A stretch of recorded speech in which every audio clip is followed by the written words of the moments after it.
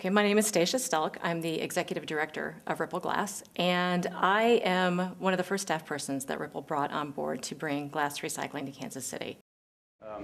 So the glass comes in from the city, gets dumped into bunkers. The bunkers are just really a receiving place for us, kind of a consolidation point. From there we load the glass into an in-feed conveyor. In-feed comes up and we do multi-levels of sorting where we take out some of the contaminants and break the bottles down into pieces that we can go through optical sorting.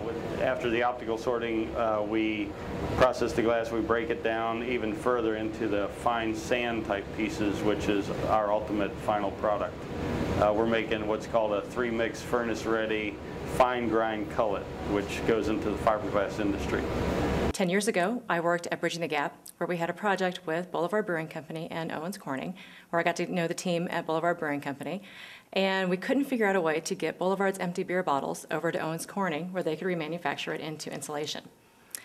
10 years later, the guys at Boulevard continued working on the project and saw an opportunity not only for the empty beer bottles to get recycled, but also to make cullet and do something for the community where all of our glass can get recycled. And thus grew out Ripple Glass. Drew, he's what we call the loader operator. So he's going to scoop about 1 ton of glass is what he gets in that bucket there. He'll scoop about 1 ton and put it right there into the in-feed hopper.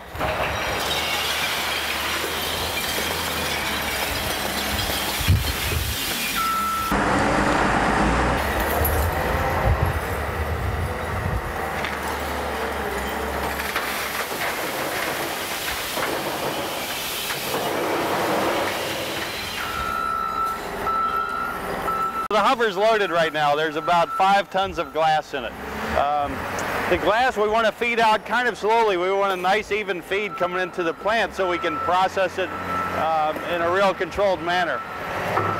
So the glass, the hopper is a big funnel and it's feeding down to a low point, and we have a vibratory feeder that controls the feed rate going into the plant.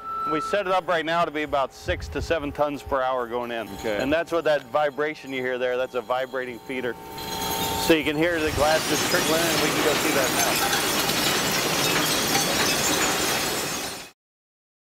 now. Glass is one of the few recyclable materials that can be recycled over and over again back into another glass container. And then that material comes up here.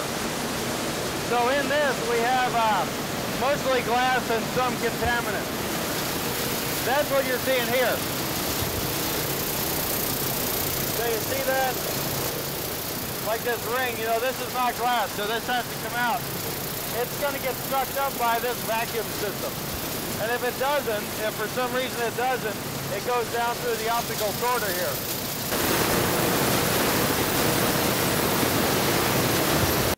Ripple Glass gets its name partially from like when you throw a pebble into a pond and it has a ripple effect. So our focus is initially Kansas City, both on the Missouri and Kansas side.